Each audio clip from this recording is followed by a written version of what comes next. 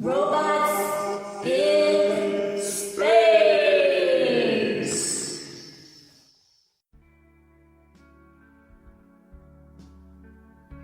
Hello everyone, I'm Mike DiVerde and I'm an aerospace engineer. Today I'm wearing my International Space Station shirt.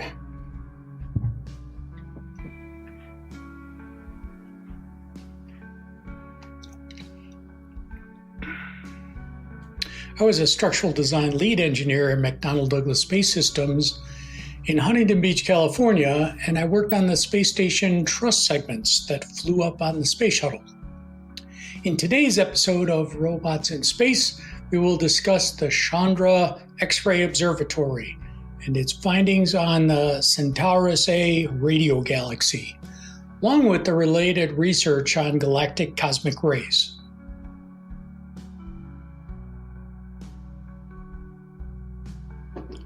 NASA's Chandra X-ray Observatory is a telescope specially designed to detect X-ray emission from very hot regions of the universe, such as exploded stars, clusters of galaxies, and matter around black holes. Because X-rays are absorbed by the Earth's atmosphere, Chandra must orbit above it, up to an altitude of about 87,000 miles in space. Chandra carries 4 very sensitive mirrors nested inside each other. The energetic X-rays strike the insides of the hollow shells and are focused on the electronic detectors at the end of the 30-foot optical bench. Depending on which detector is used, very detailed images or spectra of the cosmic source can be made and analyzed.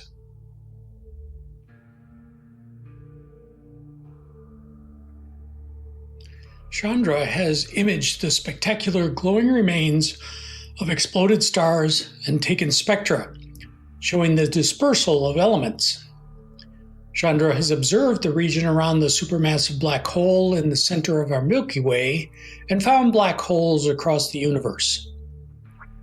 Eileen Collins was commander of the 1999 Columbia STS-93 mission, which included the deployment of the Chandra X-ray Observatory. She became the first and only female shuttle commander during that mission.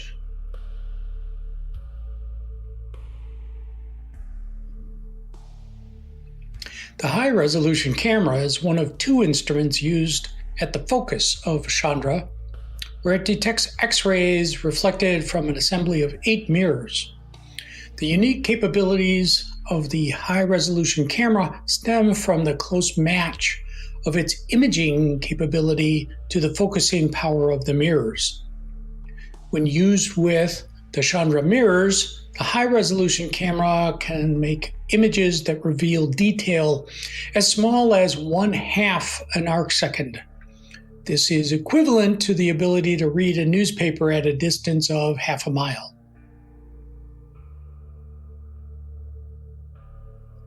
The primary components of the high-resolution camera are 2 microchannel plates. They each consist of a 4-inch square cluster of 69 million tiny lead oxide glass tubes that are about 10 micrometers in diameter and 50 thousandths of an inch long. The tubes have a special coating that causes electrons to be released when the tubes are struck by X-rays. These electrons are accelerated down the tube by a high voltage, releasing more electrons as they bounce off the sides of the tube. By the time they leave the end of the tube, they have created a cloud of 30 million electrons. A cross-grid of wires detects this electronic signal and allows the position of the original X-ray to be determined with high precision. With this information, astronomers can construct a finely detailed map of the cosmic X-ray source. The high-resolution camera is especially useful for imaging hot matter in remnants of exploded stars and in distant galaxies and clusters of galaxies, and for identifying very faint sources. This is a color composite photo of the galaxy Centaurus A, also known as NGC 5128. Obtained with the Wide Field Imager camera at the European Southern Observatory in La Silla, Chile, combined with X-ray images from Chandra. The elliptical shape and the central dust band, the imprint of a galaxy collision, are quite visible. Centaurus A is the closest active galaxy to Earth, with prominent radio jets located about 13 million light years away. Its jets extend over 1 million light years.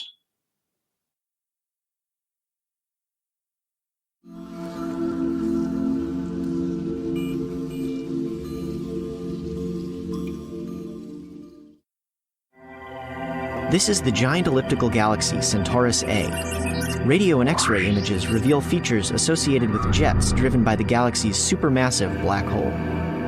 Now, the Tanami project has provided the best ever view of these jets. In this radio image of the galaxy's core, the black hole is invisible, but the jets show in great detail. Features as small as 15 light days across can be resolved. The powerful jets feed vast loads of radio-emitting gas that reach far beyond the visible galaxy.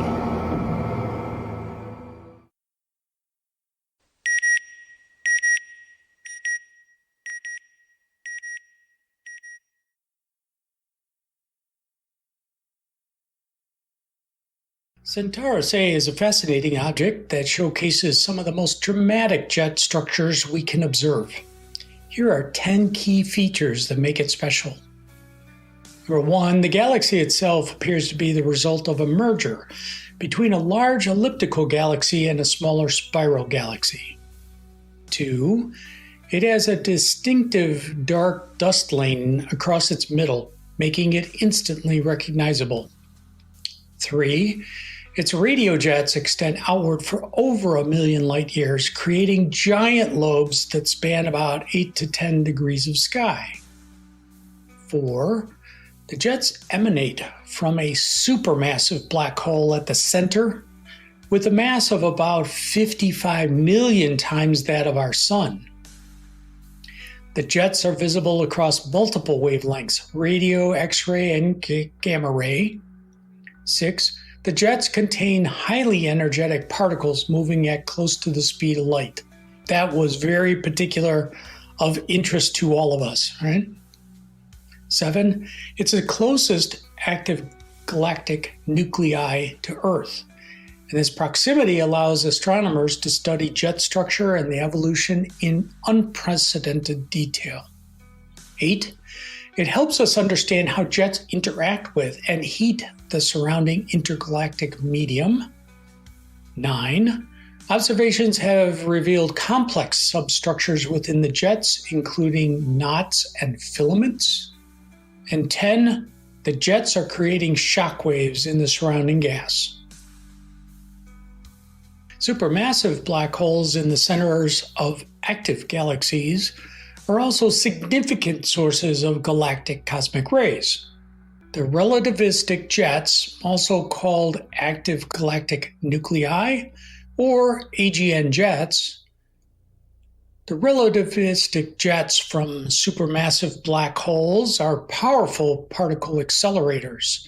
These jets, 1, shoot out from both poles of the black hole at nearly the speed of light. 2, create shock waves that can accelerate particles to extremely high energies. That's an important point for all of us on this one. 3, generate strong magnetic fields that further accelerate particles. That also is key. And 4, can extend for thousands or even millions of light years.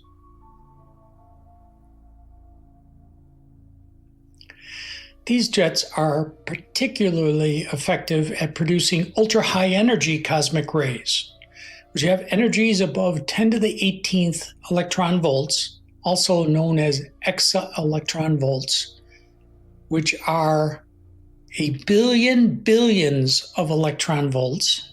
Sound like Carl Sagan. In fact, active galactic nuclei jets are thought to be one of the few cosmic accelerators powerful enough to create the highest energy cosmic rays we observe. However, it's important to note that black hole jets are just one of several sources of galactic cosmic rays working alongside 1.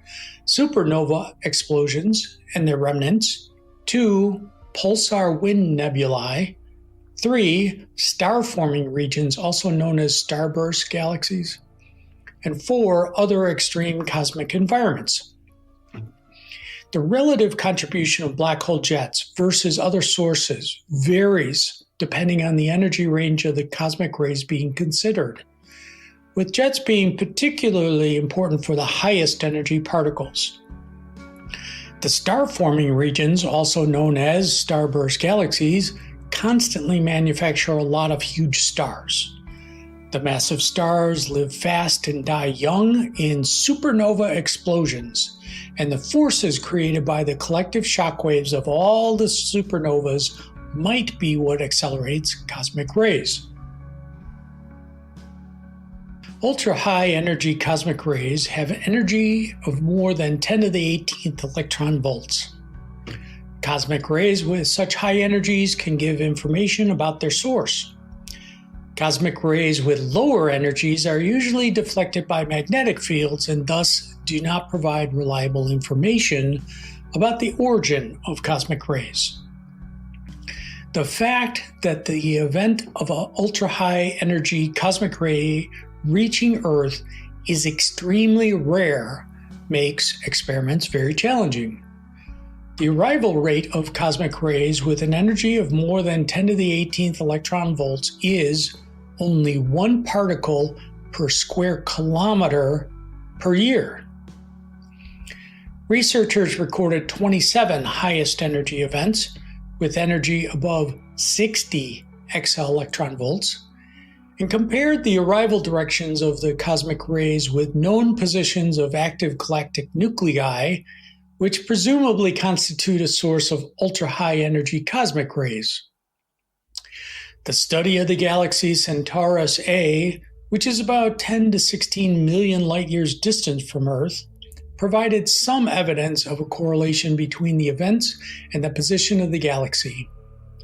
Centaurus A contains an active galactic nucleus, which is presumably powered by a black hole in the center of the galaxy.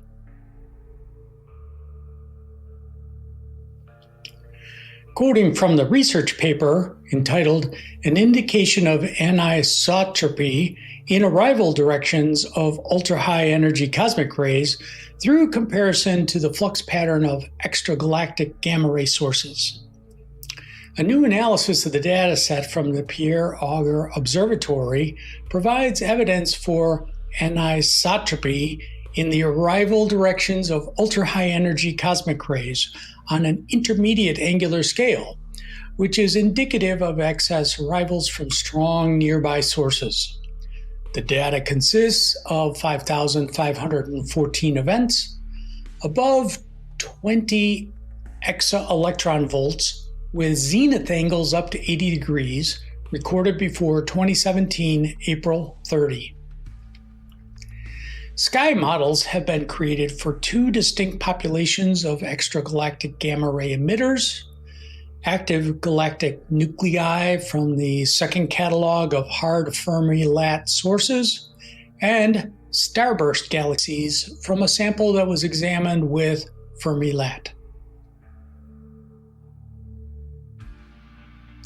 Quoting from the research paper, the active galactic nuclei and starburst galaxy populations are well motivated physically. Active galactic nuclei are favored source candidates because their jets and radial lobes satisfy the Hillis criteria for shock acceleration. Starburst galaxies, being loci of intense star formation, potentially have increased rates of extreme events associated with the deaths of their short-lived massive stars, such as gamma ray bursts, hypernovae, and magnetars. Their winds have also been proposed as possible re-acceleration sites. The X-ray sky observed by SwiftBat is dominated in flux by the nearby Centaurus A, often considered as a prime ultra-high energy cosmic ray source candidate, with additional diffuse structures arising from both radio loud and radio quiet active galactic nuclei. This constitutes a different selection of active galactic nuclei from that performed for the gamma ray sample, radio loud only, dominated by the radio galaxies Centaurus A and M87 within 20 megaparsecs, and by the blazars Markarian 421 and Markarian 501 within 200 megaparsecs.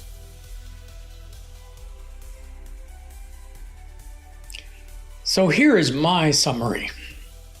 Trying to locate the primary sources of galactic cosmic rays is very difficult. First is that they vary on particle mass from tiny proton up through radioactive iron ions. Second, they vary wildly on energy levels from slow and low energy to high energy traveling at close to the speed of light. Third, they interact with extragalactic magnetic fields, the Milky Way galaxy's magnetic field, our sun's heliosphere, and the Earth's magnetosphere. The path of a galactic cosmic ray is rarely straight. There are a series of potential types of sources of galactic cosmic rays, and there are different energy levels that might be associated with each source. In the realm of ultra-high energy cosmic rays, there is mounting evidence that active galactic nuclei, which have supermassive central black holes and colossal jets sprouting normal to the galactic disk, are the primary source of these incredibly dangerous streams of ion beams traveling at close to the speed of light. The closest example of an active galactic nuclei is in the Centaurus A galaxy. We on Earth have the shielding of the magnetosphere and the atmosphere, so we are safe. Astronauts, cosmonauts, and tauconauts on the Moon or Mars or traveling within our solar system are unprotected and at extreme risk.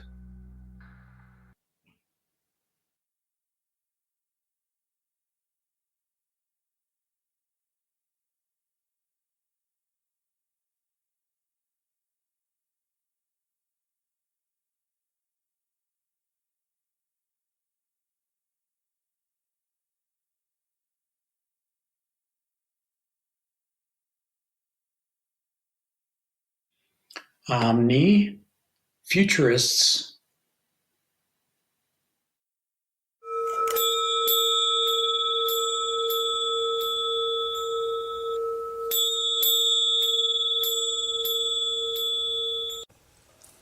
Robots in space.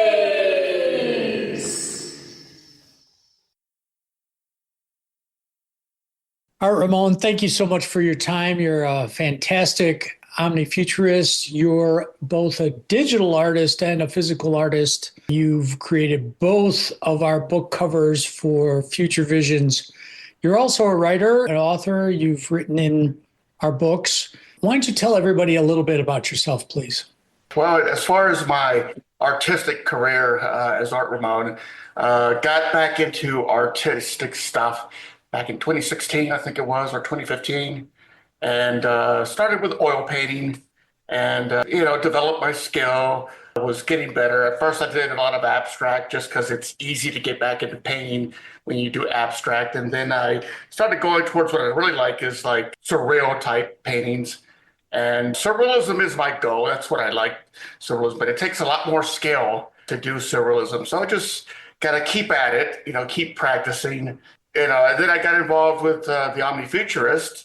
And then, I was an English minor, so I used to be a very good writer.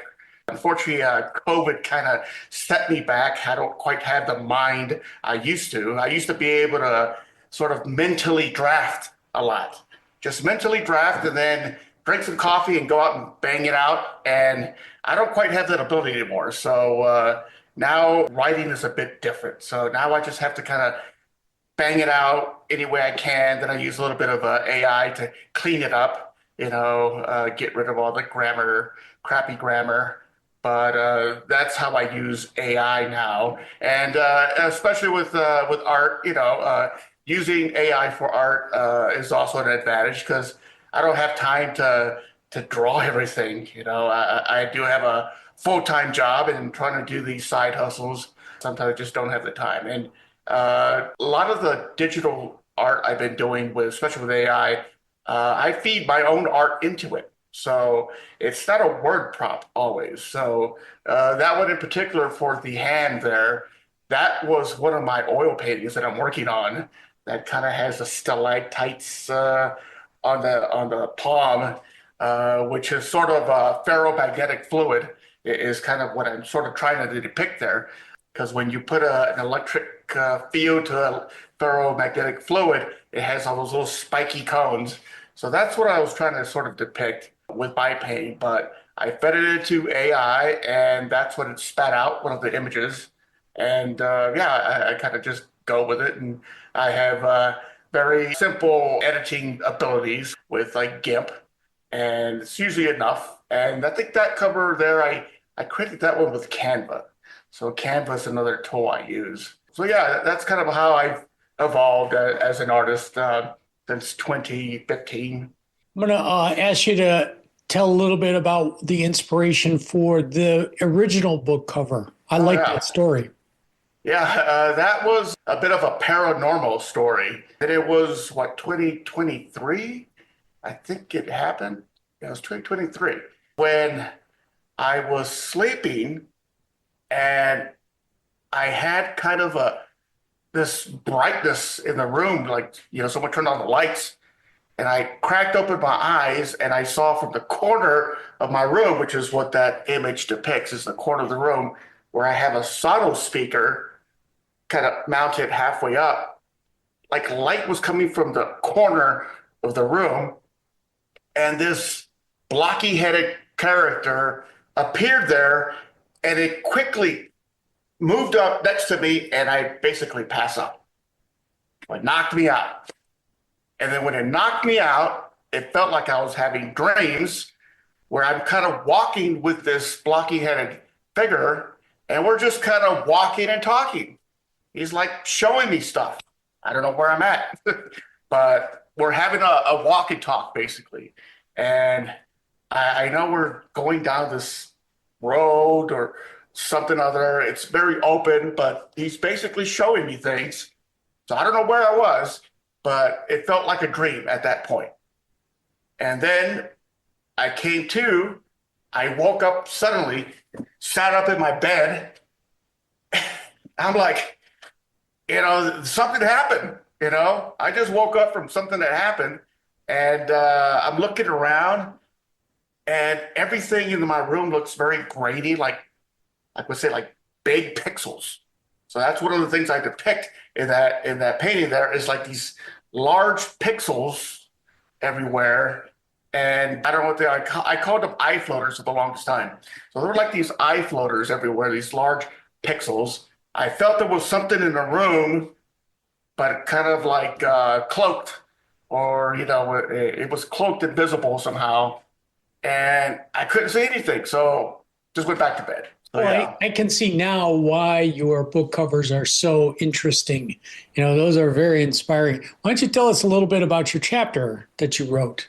Yeah, in Future Visions there, I wrote the redirection of human purpose. So I envision a scenario in the future where, everyone, like economic singularity, people are going to be unemployed. So what are people going to do? Humans have always been artisans. You've always had that artisan class. So along with the warrior class, ruling class. So you've always had this artisan class, and you haven't had much of it in modern society because you've got to do other work. They don't value artisans as much in say current societies because there are other work to be done. So the artisan class has been minimized, and I think there's just a larger percentage of people who would rather be in the artisan class. And in the future, if there are no jobs and people are still around. You have to put people to do something, and why not something that they're naturally attracted to, which is the arts. And it's not just the visual arts, but the performing arts, the music, all the arts in general. People would want to be in that particular area. And in the future, if we don't have to work, I think that's what we need to sort of promote, because that hasn't been promoted, because it was very difficult to make it in the arts. But in the future, if people are getting some sort of basic income of any type, I don't know, they have to think of something, because there'll be a lot of unemployed people. You have to put people and give them purpose. So these people who want to be artists of any type, help them become the artist. And the government's going to have to do this somehow, because like I said in my other book, they control all the resources. So you can't control all the resources and say, sorry, we can't help you, because people just can't go out to anywhere and hunt, because everything's owned and controlled. You can't just go grow food somewhere because someone owns it. So it is usually, government owns a lot of the property, a lot of the land in the country. You do have private property, but a person cannot just go out and bend for themselves. You cannot. Everything is in control. So when the government has control of all the resources, they need to provide for the people. So that's kind of the idea. There are a lot of art programs now. They're getting cut by the Trump administration, but they're going to have to figure out something in the future, because you're going to have a lot of angry people, and you're either going to have to pay people to make art, or you're going to have to pay people to police other people. And that's going to be just as expensive. I think it would be decades before they have actual robot cops policing the people. But in the interim, you're going to have to have people police other people. And do you really want a surveillance state? I mean, it's going to cripple society if you just have a restrictive, surveillance state. It's not going to grow or evolve. So my ideas, I present some ideas, some suggestions, basically piggybacking on previous ideas of kind of the federal works programs that they had back in the 40s to get people back to work. And, they supported artists back then. So somehow these governments of today are going to have to figure something out and get people motivated, get people working in the arts or anything else that they would fund, like infrastructure projects, where they need people to work in. So I'm putting a lot of responsibility on the government, just for the sole fact that they control everything. That makes sense. It was a very good chapter. Now, tell me, do you think that the economic singularity is likely to occur in the next 10 years? If not, when, if ever? Yeah, I think so, definitely, within the next 10 years. I mean, with all the changes that the Trump administration is doing with the layoffs of federal employees, I myself am a federal employee. I didn't take the offer to resign. So there was a lot of people who were probationary and got laid off. So, if it was already a tough job market for other people, I work in IT. If it was already a tough job market for other people, now imagine all these new unemployed federal workers competing with them. So it's going to be very difficult. A lot of the companies that do the software, they're integrating AI to make it even simpler, so that there's fewer people actually required to work a lot of the IT systems. So it's displacing people in IT having smarter programs. So I'm trying to make a shift myself. I'm currently doing a lot of storage. I want to get back into servers just because it's a bit more complicated and not as easy to replace with an AI. So that's one of the changes I'm trying to do. But yeah, it's going to happen. You're going to have massive unemployment, and you're going to have the disruption that massive unemployment is going to cause. And I do see the abundance being at the end, superabundance being at the end of the economic cycle, but we have to get there somehow. And it's that chasm we have to cross. So the people who are in charge and control the resources need to figure something out. And that's why I put a lot of the responsibility on them. Because otherwise, if it's just people organizing, well, there's only so much you can do with the lack of money. And then it just becomes an armed revolt after that, because what else do they do? So. Well, I'm sorry to hear that you're facing this sort of challenge with the changes that are going on in the federal government. I wish you well. I've been through a lot of transformations in my career, so they're never easy. They're always wrenching. Since you're already starting to talk about it, how would you define the onset of the economic singularity? You're already starting to see some indicators of potential. How would you define it? Well, it's going to be all the layoffs. I mean, it's happening now. You have Elon Musk rolling out his Doge, and that's one of the things he's doing. He's trying to get rid of a lot of the excess, or he would consider excess workers. And the fact is, they're actually required, because people who were retiring, you have these workers who are new workers, they're probationary, but they're replacing older workers. And now you're not going to have those replacements. So, the older workers who are retiring. So, unemployed people, no jobs, you can't find a job. What do? There's only so much benefit you can get from unemployment, from the state. And they might have some sort of stimulus like they did during COVID. But after that, what do you do when you have no job? You can't find a job. They say there's going to be new jobs that come into existence, but not everyone is going to be able to make those jobs, do those jobs. Even if you have AI as a tool, AI is a tool, but you also have to know enough about something to ask the right questions. You could try to get it to educate you, but it's a lot to understand. And then you have to understand enough to be able to ask the right questions. And I've seen people who are financial experts, ask very complicated questions of AI. And that's something that I couldn't even start to do, because I have a much simpler understanding of economics and finances. And these people who do a lot of investing, they have a much greater understanding and can ask those right questions. So it's not just, hey, where do I put my money in the stock market? So it's even with AI, people who are displaced are going to have a tough time finding alternative, income. You're good. Yeah, I have to agree with everything you're saying there. And you've already hinted on this, do you ever think that we'll get to superabundance and the end of scarcity? Do you think that's realistic? I'm hopeful that we'll get there. I just hope it's not the eliminating the excess population, which I don't trust governments entirely, especially with, all the bioweapons that have gotten out. What's to keep governments saying, well, we have too many people, we can't find them all jobs and make them productive. Let's release the bioweapons. So, it's dystopian. That's dystopian scenario, but I don't trust the governments not to do something like that. Oops, it slipped.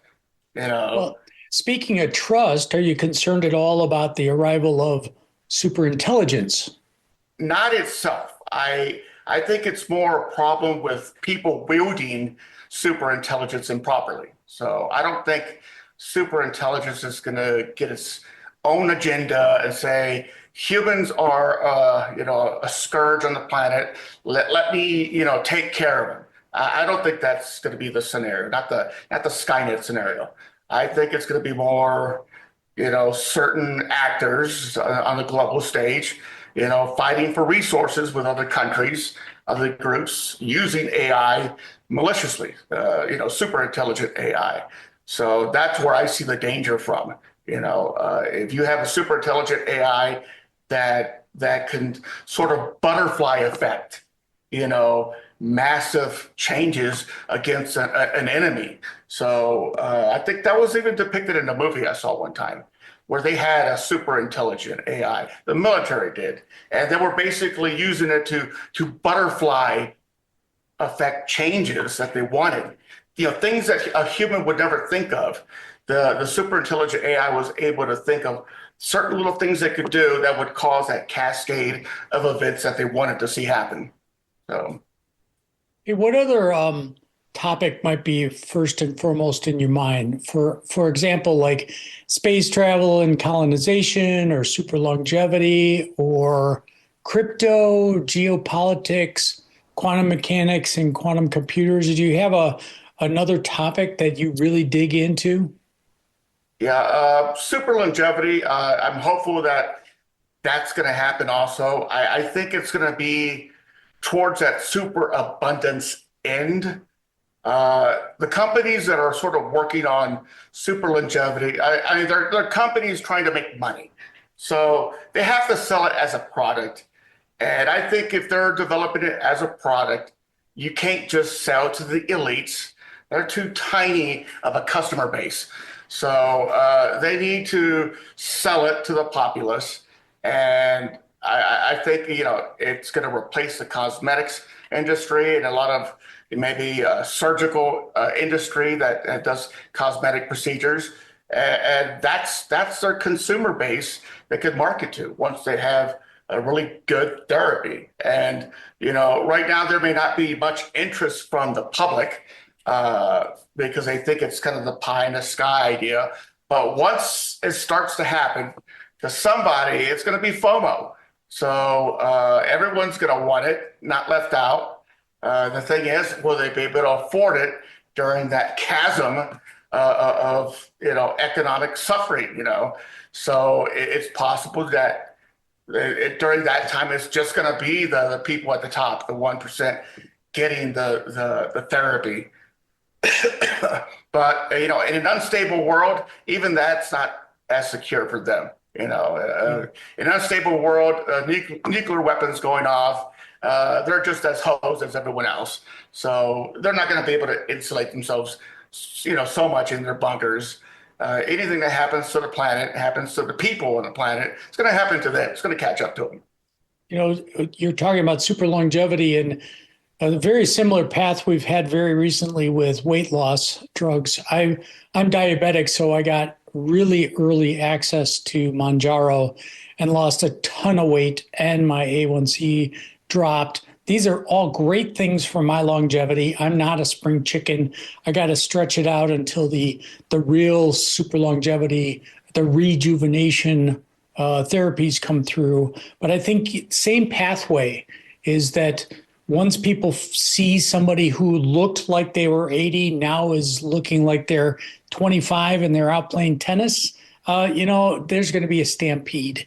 And so I think you're right. There's one other thing I want to go over with you, and I may catch you off guard.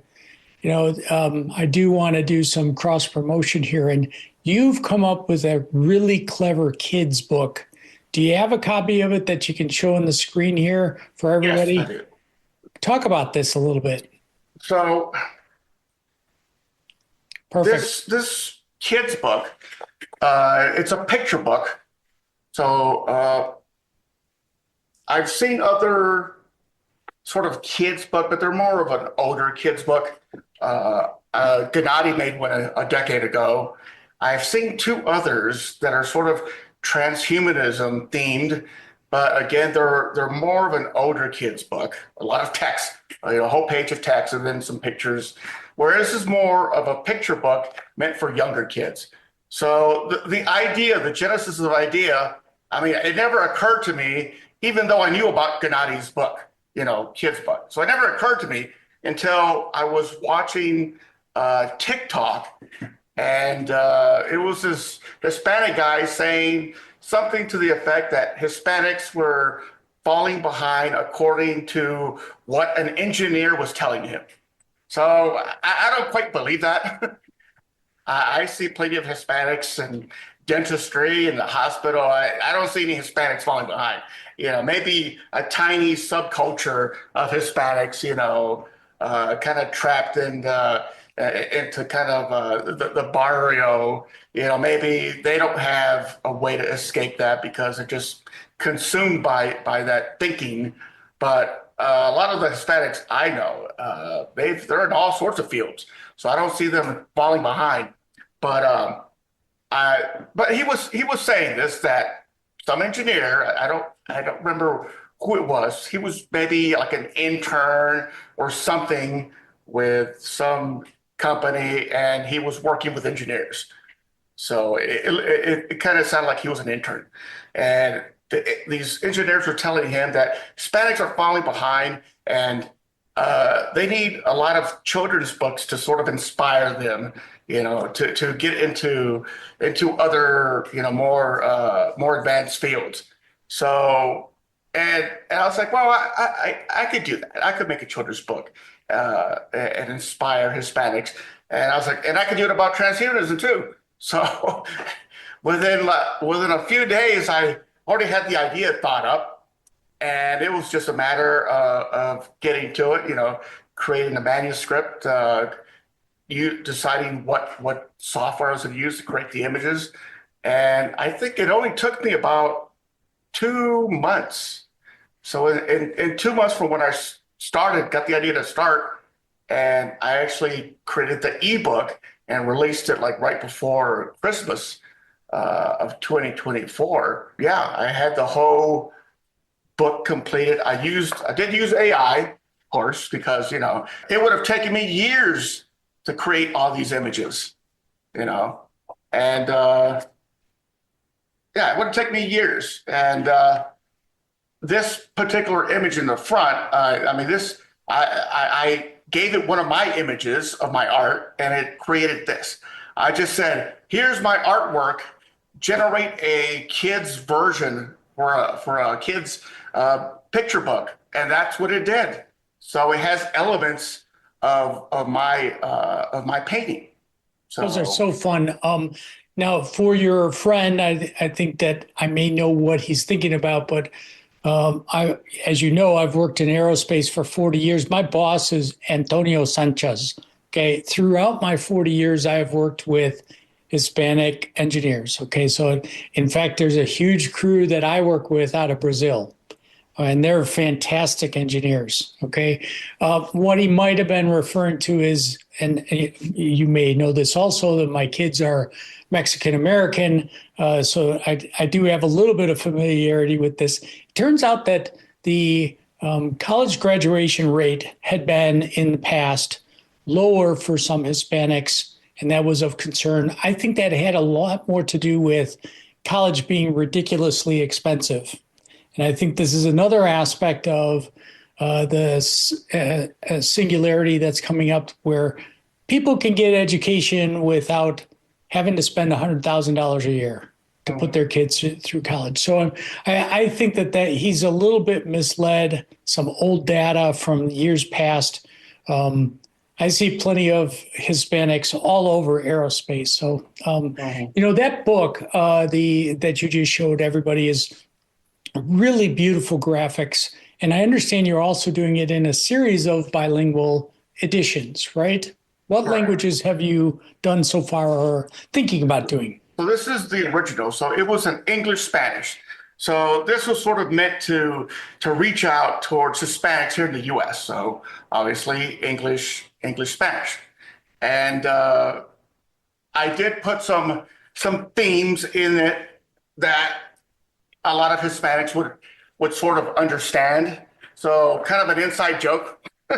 So I did make it sort of for Hispanics in mind here in the U.S.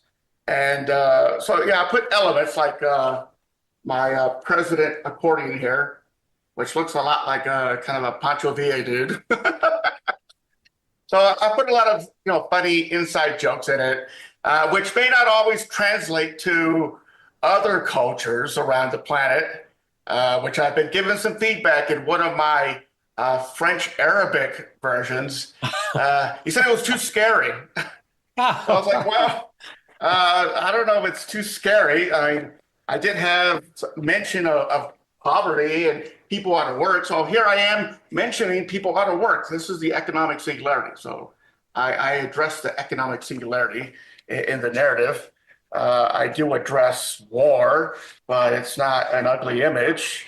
I think maybe the scariest would be where I address the Day of the Dead. So I sort of addressed the Day of the Dead because, in Hispanic culture, it's a big thing, the Day of the Dead.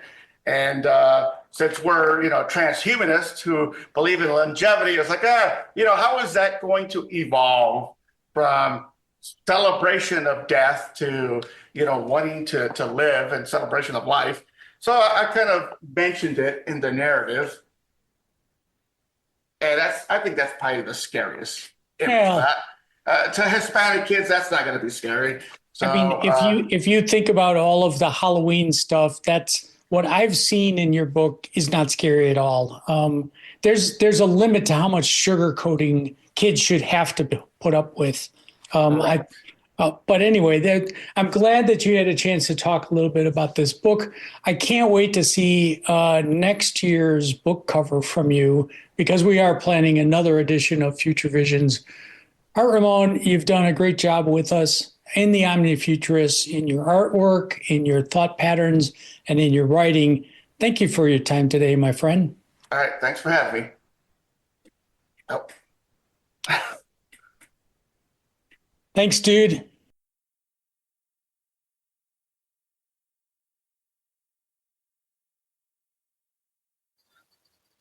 OmniFuturists.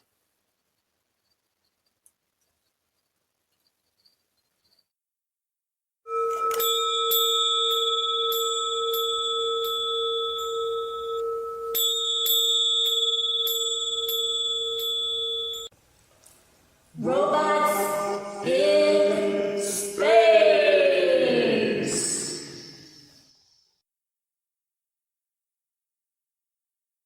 Awesome. I love the logo, man. Star Wars Resistance. The It's Resistance. perfect. It is. And if I turn off my camera, it gets even better. Just That is excellent, my friend. yeah, I am believing in the resistance. And somebody asked me about it the other day, and I said, well, I started out as a political thing, and then but I realized like in The War on Art, and I'll think of the author in a moment, his book, The War on Art, he talks about resistance, like if you're trying to create something, whether it's a painting or a writing, like I like to do it, and or a sculpture or something. He says if you're feeling resistance, that's what you need to push into. If it's easy, you already know how to do it. It's not going to engage your mind or your soul. You want to push into that stuff that's providing you some resistance. And then I saw that again. It was talking about exercise, right? So it's like, you can run all you want, but till you get some resistance, right? Those muscles aren't going to get. And okay, not that necessarily hypertrophy is what I'm looking for in every aspect of my life, but muscular resistance, that emotional resistance, mental resistance, and these days political resistance. Yes. Yeah, and that is certainly on my mind.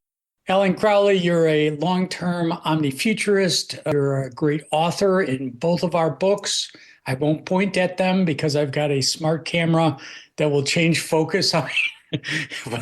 Both of the books right behind me, you've been managing editor for both of those and written for both of those. I'm so glad that you were able to come in today to talk a little bit about you and your chapter. Start by telling us a little bit about yourself, my friend, your history and your interests. Well, I figured this question was coming, but I wanted to tell you, if I grew up, I'll start out this way. I grew up living in a castle, listening to the lions roar at dusk, and feeling the cool, hot air, come up the gully across the tops of the trees as I looked out into the sunset from the porch of the second story, porch is what we call the battlement of the castle. But all of that is to say, I grew up in Fort Worth, Texas, near the zoo. So in a large stone house that was quarried from mineral wells, which is, maybe 75 miles away. And so when it was built in the late 30s, early 40s, that house, it was, well, I guess it was during the 30s, because during the Depression, the guy that wanted to build the house was a railroad entrepreneur. And so he wanted to keep his trains running and the quarry running. So he kind of did it all on spec. Like, I will, I'm going to fund this big project, which is to build this big stone house and on an acre When of you land. started, I was sure that you were exaggerating or, some sort of parable or some story that you had a point to it. No, you're saying this literally was. Yes, literally. I grew up in a 4-story stone house with very special stone that was quarried in mineral wells, which looks like, what it is. It's fossilized weeds, aquatic leaves that have just folded down. So if you look closely, you go, oh, that looks like a bunch of leaves that have all folded over and been crushed by dirt. Yeah, thousands of years ago. So maybe more. Anyway, yeah, it was really, and my parents sold that house eventually and bought the one I'm in now, actually, which you can't see, but they but I'm still in Fort Worth, but I'm now on the other side of Texas Christian University, both physically and figuratively. I graduated from there in '86, so and I'll drop this for a moment so you can see this house behind me. What I'm sitting on now was also a second-story porch at one time, like I used to listen to the Lions on. However, it's been wrapped in these legacy jalousie windows, and you can see the brick up there above the whole house is made out of that. Every exterior wall is made out, well, not every, because like this exterior wall was added on top of the balcony, but the primary walls of the house, which has been expanded a little, all concrete cinder block, which is a fantastic building material. And just so is stone. And I mention all that because I went back and I listened to Jacob and Ben and because I wanted to get ahead of you on the questions, but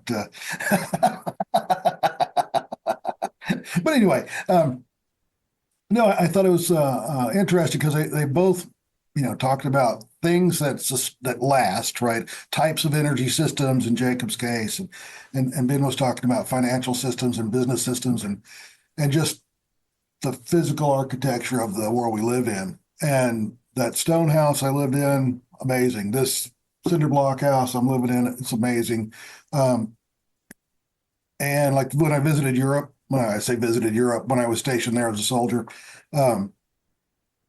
there's houses there that are hundreds of years old.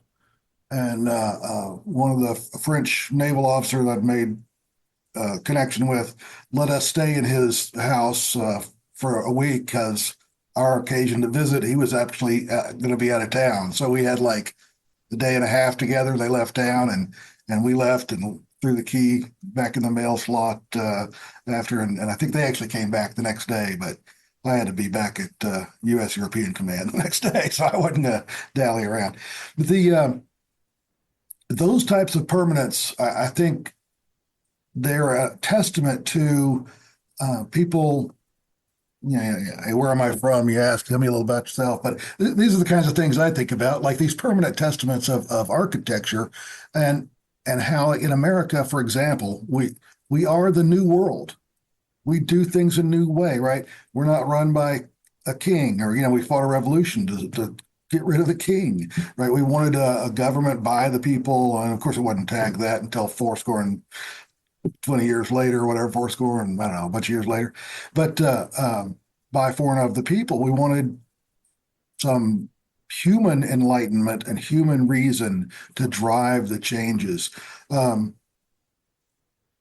And we created the technology to do what we do, which is, hey, you know what? Old idea, get rid of that building. It used to be a saying when I studied urban development in college back at TCU down the street.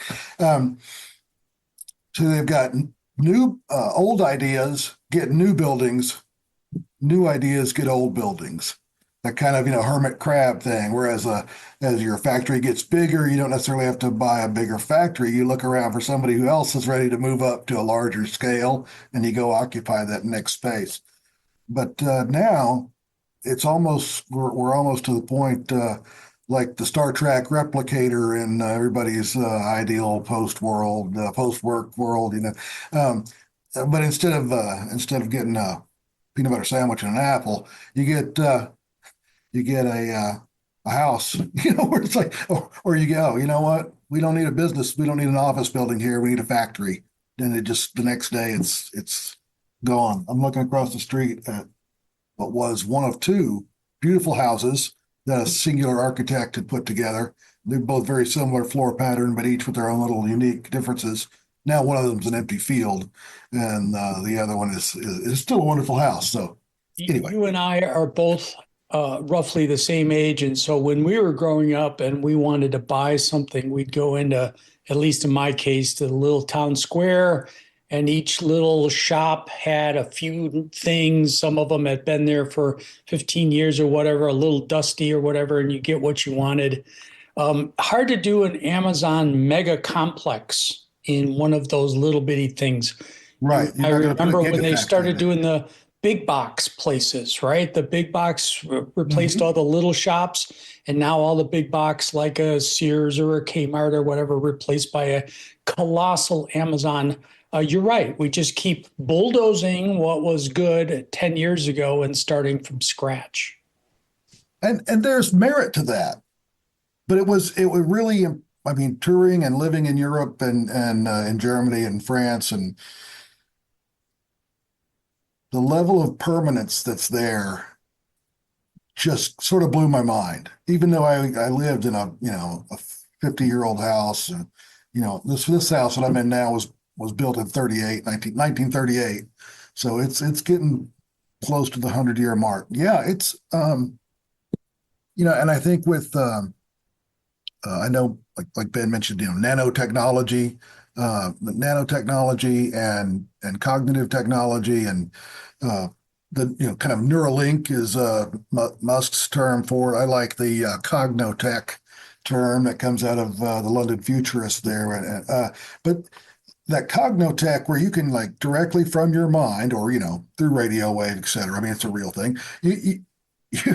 You are programming the manufacturing functions of a bunch of nanobots that can come in and I was impressed at how precise the big giant machine looked like a backhoe, but it was so much bigger. It came in and it just crushed the house and scooped it and scraped it, and did, because it just had the kind of a bucket scoop, but it would use it to smash and to scoop. So just leveled that place and created a little pile of broken lumber and independent bricks, and then a bulldozer that was twice the size of a riding mower. Not a big giant bulldozer, but a little one that could get into this smaller yard from when they were plotting houses back in the 30s and 40s. Scooped all that stuff into the back of a truck. I pushed it and they scooped it into the back of a truck, and all of it was gone in a day. Right, and which would have been a month-long project by dozens of low-paid, struggling folks in the past. You're right. Oh, you're right. Hey, why don't you go on and tell us a little bit about the chapter that you wrote?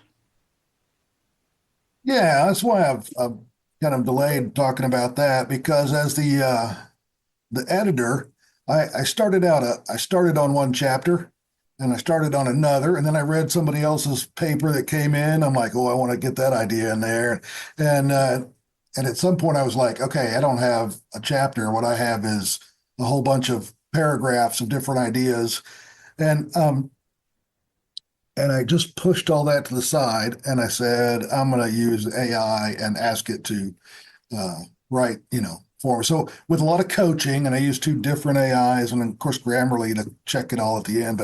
But I gave it these ideas of Victory and Wisdom, Nike and Sophia having a conversation. So it's done like a Socratic dialogue. So it was interesting because uh, it wasn't like I just said, "Oh, give me a Socratic dialogue and hit go" or whatever. I mean, first I had to hit the books and go, "What makes it a proper Socratic dialogue?" Right? It's not just that there's questions and answers, um, and so. And then I had to coach the AI into doing it. Of course, as our systems get better, hopefully our own heads will get better, and we can just say, "Give me a Socratic, conversation about this topic. Here's the pro and con side," and it'll give it to us. Let me just make an observation is that one of the first people in our group to immediately leap onto the power of using the machine intelligence for writing was Art Ramon. And at the time, this is last year's book, I was strictly in the zone where I was going to write every word, and even for this year's book. But for next year's, I'm clearly have drifted over, and the power of this sort of examination, the leverage that you get for bringing in a lot of words in seconds that follow what you want to do and what your point is very powerful. And so I've been converted. I was very easily into the mode where I could generate art with the machine intelligence because I don't really have a whole lot of talent or patience. But for the writing, I wanted to do it myself. I'm changing my mind. I have the ideas that I want to get across, the perspective or the opinion, and then I ask for more writing and more evidence from the AI. So I'm going with you. Those are, I mean, it's a tool like any other. And I don't think that, I don't consider AI doing the writing for me. Not really, because I will write something and I can get ideas on paper. And as a science fiction writer, I'm in a local writers group and I'll read my stuff and they go, "Oh, you're trying to pack too many different ideas in there."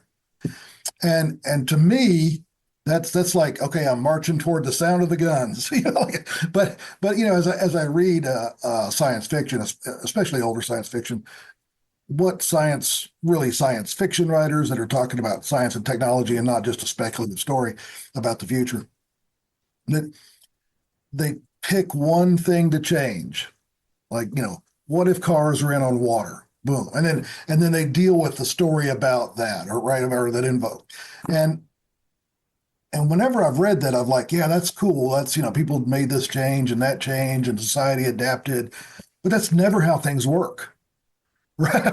It's not like oh, what if radios were TVs? It's like, and in a science fiction kind of classic science fiction model story, it's like, well, you would just swap radios and TVs. But in reality, there's going to be a legacy system, right? There will still be, just like we still have post-it notes and messengers, et cetera, and notepads. Let me go on to your comment about science fiction, and let's talk for a moment about a couple of things, one of which is that excellent logo behind you, and the second is your shirt. And let me just say a little bit about that. Is lifelong Star Wars fan. I saw the original movie in the theater because, of course, we didn't have the interwebs when you and I were kids, right? We went and saw it. So I love the Star Wars. And the second thing is I'm mortified at the 50% cut that some are proposing against NASA science budget. And so I'm a force for science as well, my friend. So why don't you tell us about the resistance and your shirt? Sure. Well, the Force for Science shirt is put out by a science organization that I don't even know what it's called. It's AAAMS, I think. It's on the back in tiny letters. And I don't know what they do, but for whatever reason, they gave me a T-shirt, and which I thought was really cool. I'm a force for science. So that's the message. Then I realized it's not their acronym. What's the IFFS? It's like, no, it's not. It's so anyway. But I do think we all need to be a force for science, right? Because it it doesn't have to take away from what we do. I mean, and I'll go back to this using AI to write.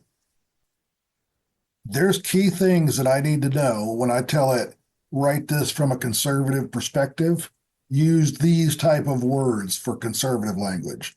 Have the other person write from, or, speaking from a libertarian perspective, right? And use these type of words. And then here's a third person, they're going to be a progressive and they're going to use this, list type of words. And then I can get it to write the same story, my story that I've already written, right? I can get it to rewrite it 3 different ways in less than 30 minutes, right? And I can read and look at each one and say, okay, that sounds like the computer said that. And then I convert it to real dialogue, something that a person would say. And I think that anyway, I think those tools are really helpful, and they are tools. So, Force for Science and the Resistance. No, the beauty of doing Zoom interviews is having your computer in front of you to research.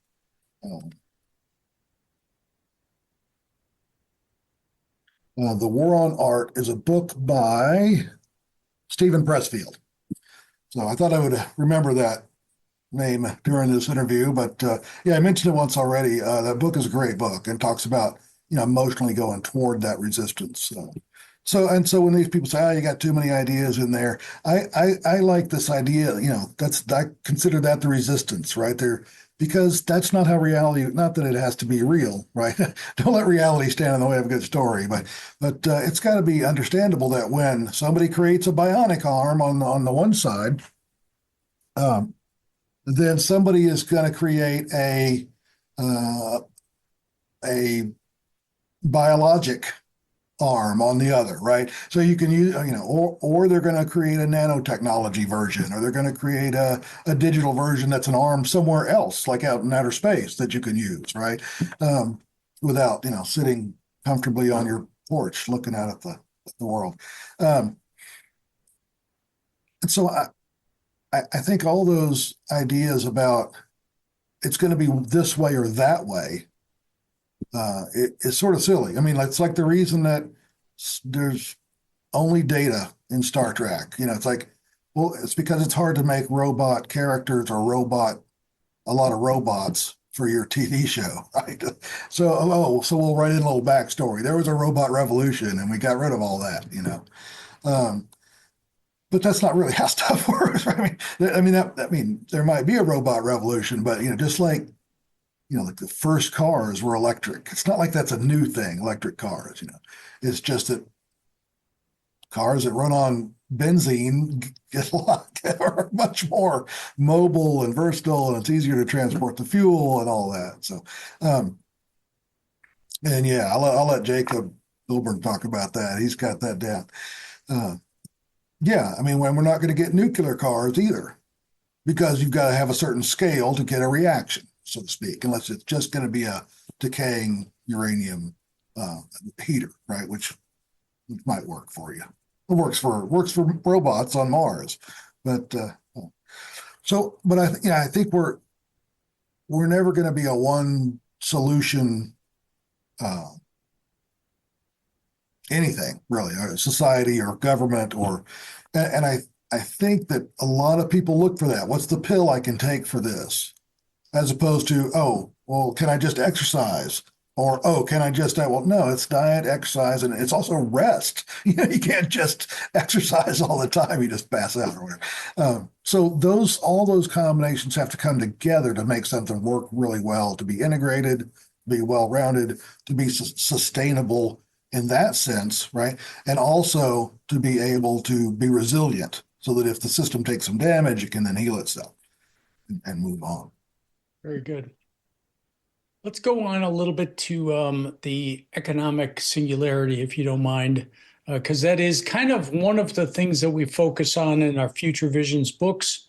And, one of the things that I want to hear you talk about is, for example, do you think that the economic singularity is likely to occur in the next 10 years? And if not, when, if ever?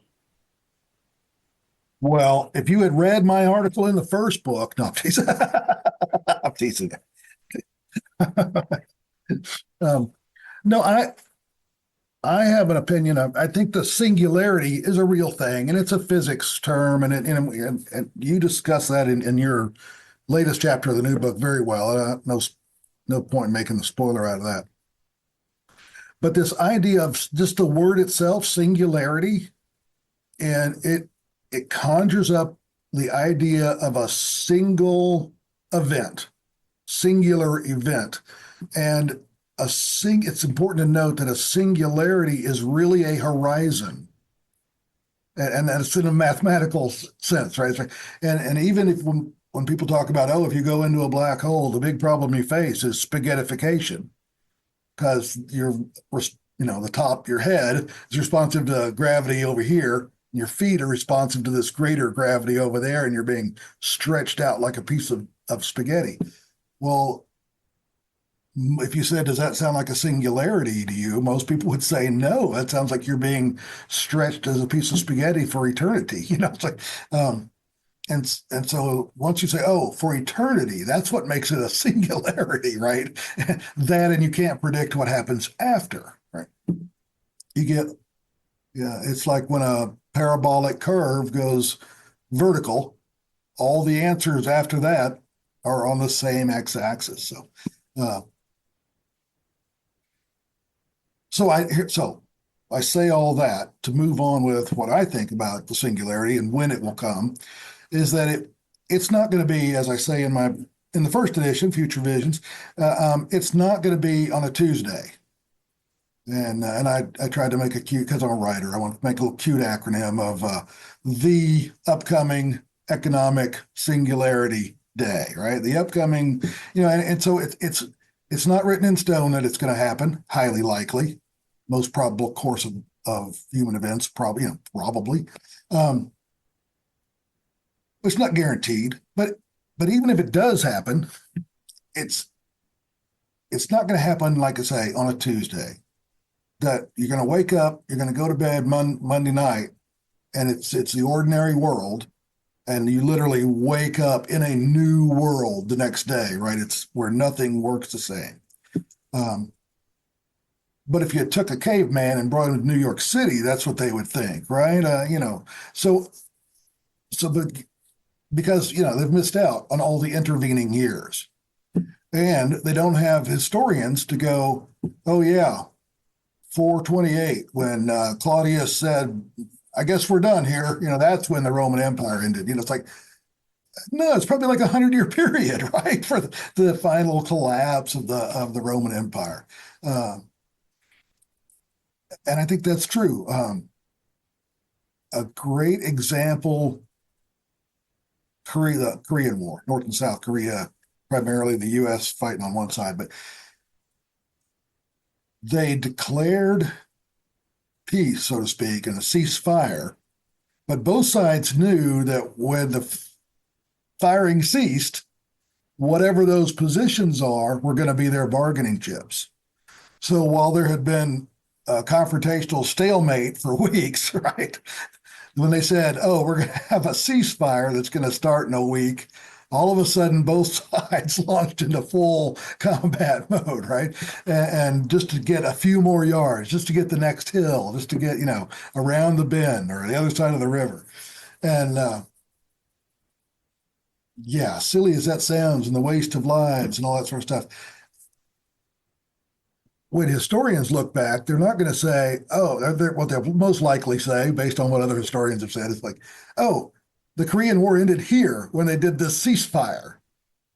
Not that it went on for weeks and, over maybe 3 days here and 5 days there and a full 7 on the other end. So I think there's going to be a lot of that going on with the singularity, right? There are lots of factors, and I've been saying this since the 80s, because, man, I got my Commodore 64 with a tape deck and cassette tape, data recording, and man, I was browsing bulletin boards, and I told people, I said, one of these days, your phone number is just going to be like your name, which they all standing on the steps of TCU over there in 1986. They're like, Nah, man, nobody's name is going to be like 817-924, whatever. And I'm like, that's not what I'm saying. I'm saying we'll be using numbers and characters. And for your number, you'll just say Alan Crowley, Mike DiVerde, number 3. If they're, for the Smiths, you might be John Smith, number 755, right? And that is exactly what we do now, is we use our emails that way, and our emails work with the text and et cetera. So I talk to my phone, I say, call Mike. It's like, it does its thing, right? I don't know where I was going with that. Anyway, all of that to say that this idea that it's all going to happen in a day or overnight is something on it. Now, your question does, so when will it happen? Maybe it's going to be in a decade, within the decade, but it'll be in 20 years when we say 10 years ago, that's when the singularity happened. And that's fair. That is a very good answer. And I was going to tease you about dancing around the question. I'm going to point out a couple of things. One is, by using the term economic singularity, we're having enough trouble getting people to face the possibility that all the jobs are going to go away. Who knows when? That's not what we're talking about. Is you need some way of getting across there's a massive transformation about to occur. And so if I had to say to somebody today, Great Depression, they know what we're talking about. And of course, that was a 10-year period of misery, and it wasn't over just because we went to war with Germany, right? It was right. War that was II. That was the moment. And the transition to economic prosperity occurred a lot longer, but then really took off like a rocket ship. So part of it was to get something that could concisely get across the idea. And then I'm going to point out that you used parabolic graph as an example and say to you that this may occur so rapidly that your head spins. I think we're already seeing some of that with the emergence of some of the generative machine intelligence, perhaps agentic coming on. This is happening extremely rapidly. But anyway, let's go on to what would you, if you just gave the good example of, let's say that in 10 years it occurs in seriousness, but it'll take us 20 years until we're at the point at which we said it occurred. So the question for you then is, how would you define the onset?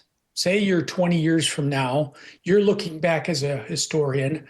What would you look as the defining feature of an economic singularity? I mean, I'm sure viewers, listeners are probably familiar with Callum Chase's work, the economic singularity, which really prompted, I think, probably everybody who's started on this project and who's with it now, gave them the motivation to get started on this. Thank you, Callum. But in any case, I think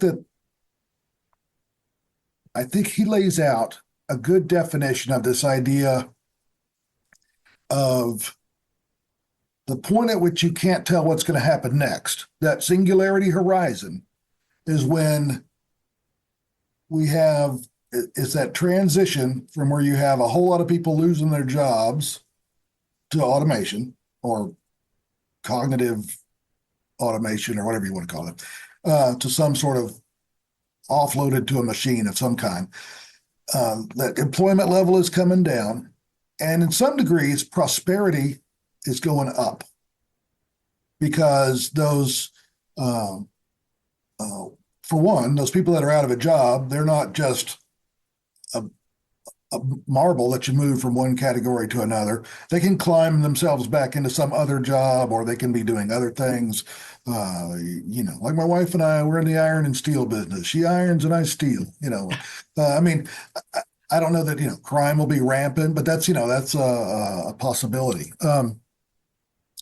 And I don't know that just, maybe it'll just be an unemployment malaise, like, I got a job to go to, but I got lots of cheap booze, or whatever. So, which, those are equally disastrous situations, some types of moral malaise.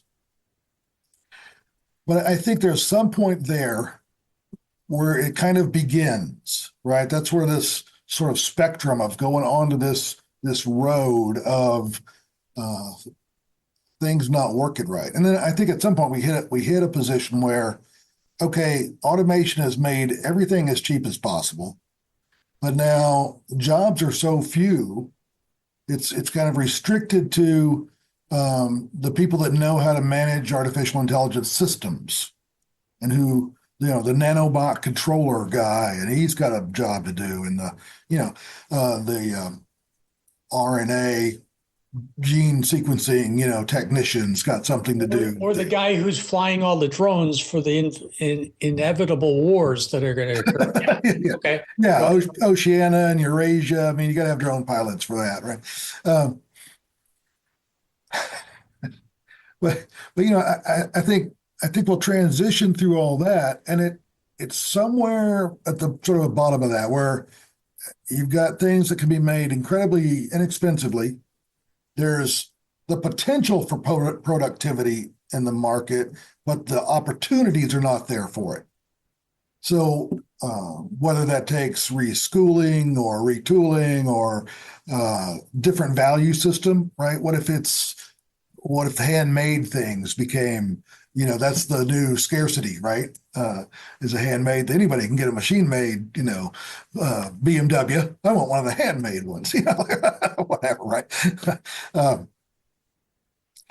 So I think that point right there, and I don't know exactly where that horizon is, and I think that all of the terms that we use are nebulous enough that we'd have to make sure we were all on the dictionary version to really to make these ideas more precise. Now you've gotten, and I know you've gone toward this, and I think you've made a great step forward. Spoiler: read his. It's first in the book for a reason. And mine's at the end for a reason. Modesty, but. The other point is that just like it's not a singular technological development that moves us forward, right? It's this combination, this back and forth, kind of Hegel's dialectic between the steam engine run by oil and the steam engine run by the sun or a decaying rock. It's not just one or the other. It's both, and it's many. And I think that if we look around the planet and take a snapshot at any time in the last 4,000 years, what we'll notice is that some places look more advanced than others. And this changes over time too, right? I mean, the Aztecs, by far more advanced in irrigation and whatever than the Europeans or whatever, were viewed as like savages and barbarians, right? Whereas the Romans probably would have looked at them and said, oh, they have an aqueduct system like us, but instead of bringing it into cities and fountains, they use it to irrigate the whole countryside. Angkor Wat was probably the same way. It's a whole nation that's been put under an a monsoon controlling system technology, right? It's just waterways. And, how do people figure that out? Well, you dig a ditch and let water flow through it. I mean, it's just, no aliens required. Your perspective there, kind of worldwide and over many centuries, then leads right into the next question, which is, how do you think that humanity should deal with the economic singularity? So, for the same reasons that we have a patchwork of technologies around the planet now, and I think that we won't have a singularity. It might happen Tuesday in the U.S. because we're highly dependent on technology, but a more agricultural country might be like, singularity, schmingularity, whatever. It doesn't affect them because they're still in kind of a agricultural mode, and this can happen at any point, I guess.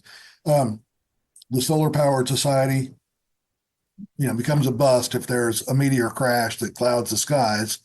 The folks that are still using antiquated oil, well, they got plenty of power. Well, Venezuela and Ethiopia are probably not going to have it at the same moment we do. Okay, so do you Yeah, think fair that enough. we'll But ever yeah, achieve superabundance? I think I well, know I your think, answer.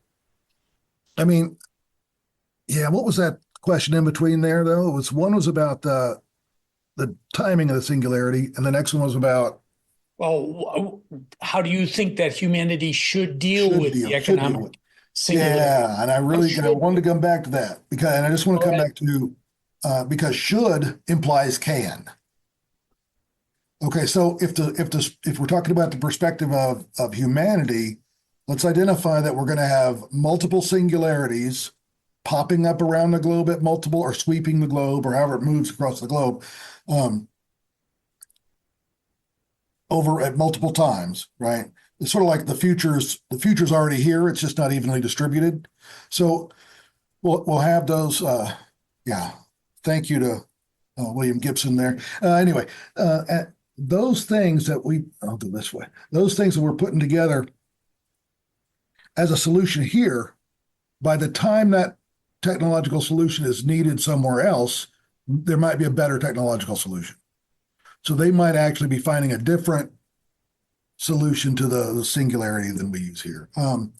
And I think that those multiple forces, multiple factors, and multiple locations of intensity of singularity, right, are the exact kind of thing I'm talking about. That don't lead to a clear-cut line. So how do we handle it? Can we? I mean, I think it'll have to be locally, it'll have to be regionally, and it will also have to be interconnectedly because I think there'll need to be a lot of sharing of best practices.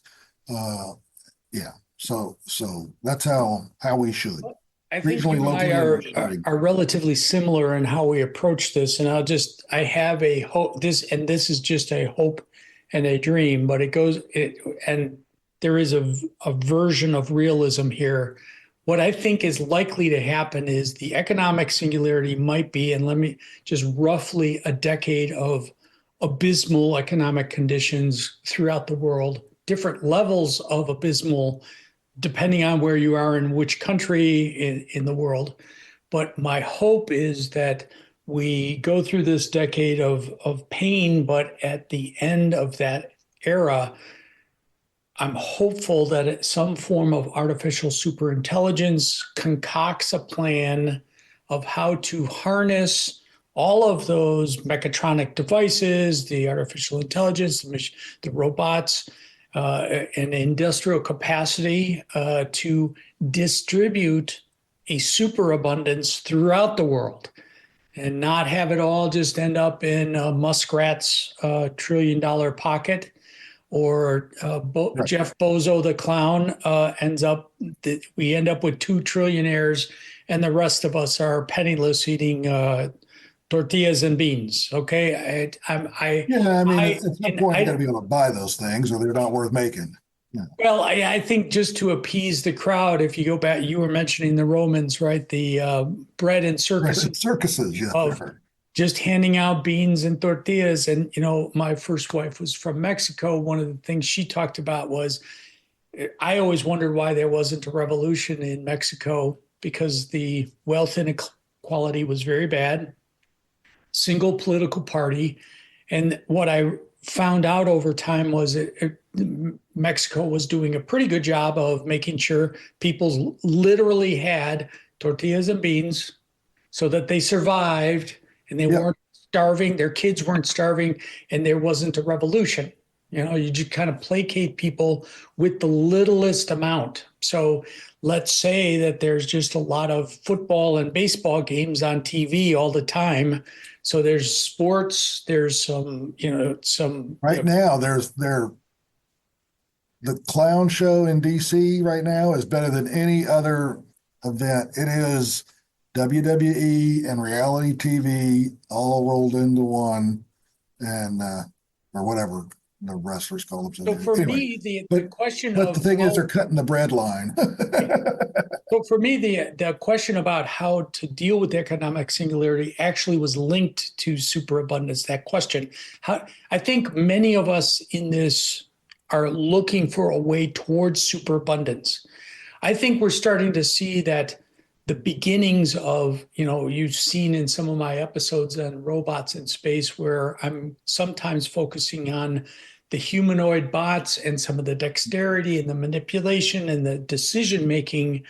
You see the ingredients for perhaps having a huge, cheap workforce to provide for everybody, not just the rich. That's Right. kind of where I was going with that is, but the transition, I'm going to use a probably not a very good example, but the switch from mercantilism to capitalism took a long time 500 years ago, whenever it occurred, right? But at the end of it, we were all much better off, okay? Much better developments. And maybe there's a transition period where we then harness artificial superintelligence would be my fever dream to achieve superabundance so that there's nobody starving or dying for lack of vaccines. But, Yeah. let me. And- okay, so and that goes back to this other sort of thing about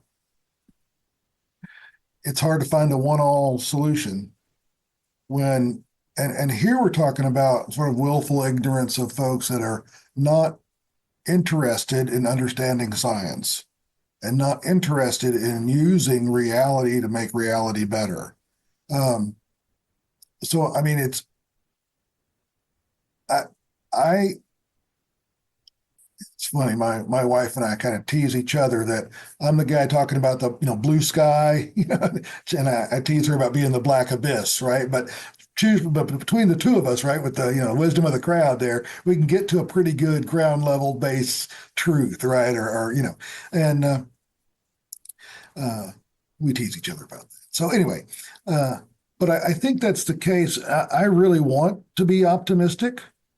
But I've been married for 35 years now, she's taught me a thing or two, and I'm like, probably ain't going to go that way, and yet I also know, as horrible as I can conceive it, right, probably not going to go that way either, right, and that we will be somewhere in the middle of that cone of probability, right. Now, I think ultimately when we get to the rock bottom of singularity, so to speak, when it just gets bad enough, at least here in the U.S., let's say, right? Because that might come later for Europe and even later for more agrarian areas. If we don't latch on to those things that are critical for the success of civilization, energy, and really it's just energy, right? Like it's, you can say energy and food production and yada yada, but how are you producing your food? Are you going out there and laboring in the field on your own every day? Is that the energy you're using? Or are you using a diesel, are you using a cow? Because that's a big step up, right? Or are you using a diesel tractor? Or does your diesel tractor go out there and, do it itself, right? Or does, automated, or is it an electric tractor that's fueled off of, solar or nuclear generator, right? Or uses lasers to shoot down the weeds, okay, which is another current. No, really, I mean, right. That's very precision cutting, right? And yeah, and you're right about this. On a mass scale. Yeah. This is what's magic about Jacob and his focus on energy and some of the new modular nuclear. But, going back to your black and white pessimism, optimism, sure. I tend to frame it for simplicity in the discussion of cyberpunk versus solar punk.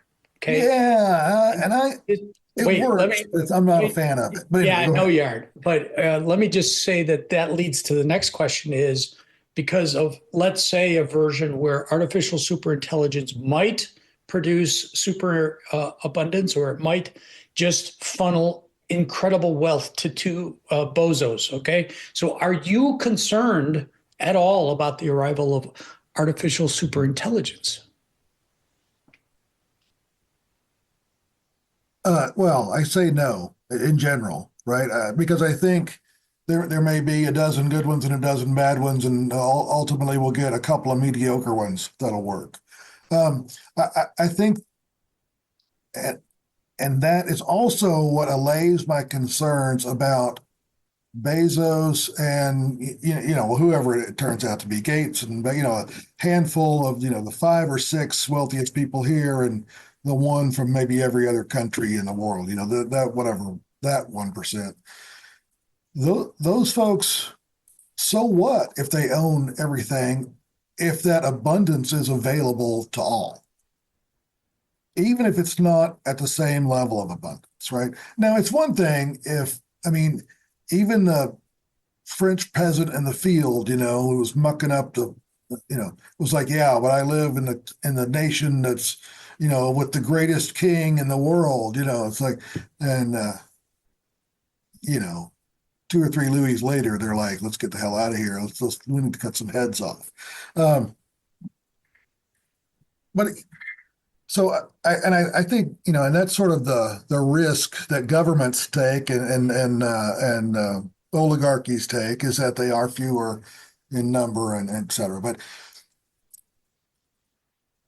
I mean, if you can go over to your food replicator and hit the button and get you a ham and cheese on rye with, hot milk or whatever, right? I mean, you're really going to be worried about, oh yeah, but I don't actually own the house. Probably not, right? I mean, maybe. I mean, look at us now. We have hot and cold running water, and we have roofs over our head. I mean, most people. I'm not saying it's, but in this nation, while we have an obscenely high number of unhoused and poorly housed folks, for the amount of wealth here, certainly, but the majority of our folks are pretty good access to food and clothing and housing with their paycheck, and yet there's plenty to complain about. So I don't think humanity will run out of things to complain about. No, I think the advent of super intelligence, it can do something that human governance has real trouble doing, and that is to be unbiased. Now, there are biases built into the system. You've probably seen the hand dryer that wouldn't dry black people's hands because it was designed by light reflected up from from a white hand. Anyway, so I mean, you can build bias into the systems, but usually that's done, but it's probably not nearly as biased as a judge in the South Dallas court, or as biased as maybe a police officer in Grapevine, Texas, or whatever. So I think that's something that although I would prefer to build the system first and let the other just fall away, that probably a lot of government activity, processing checks, collecting revenue, making all that banking, that could all be done digitally. And a lot of functions could have portal access that was really well done and made it easy to communicate to our elected and non-elected representatives, right? The reason that I founded the OmniFuturist is that I saw no serious efforts to actually plan for this sort of a future where perhaps there's a large uprooting of people, and how would we reconstruct our government and our economy for this new reality. And so this sort of topic of, and my fear is, of course, that we're going to kind of stumble and bumble our way into the future instead of, you just described, I would prefer to plan a system out in advance for this. None of that is occurring. Right. So that's kind of the focus of these books, is to try to get people thinking about what we ought to be doing for planning this. So yeah, and that goes back to the first thing, is a vision, right? I mean, and that's like when I talked about writing the story. Um, I wrote it once, but I had my vision, and then I knew I wanted my protagonist to speak differently because you don't want to hear just two versions of me talking to myself, right? And so I got the conservative and the politically conservative, politically liberal, and politically progressive people. Um, You guys here to make the address, Kurt? okay, all right, I'll be down in a minute. Thanks. Okay. Um, I could really dial that in using the computer and the technology to do that, right? But um, but you got to know what you want to be able. I mean, if you don't know what you want, a computer's going to give it to you just as quickly as it'll give you what you do want, right? So again, that requires, I think, it's a little bit different, fundamental kind of learning, much more like the classical liberal education in the sense of liberal education. But it also requires skills. One needs to know how to do a lot of the programming and stuff too. So, although I got computers for that. Alan, you're a busy man, so we're going to wrap up with this last question, sir.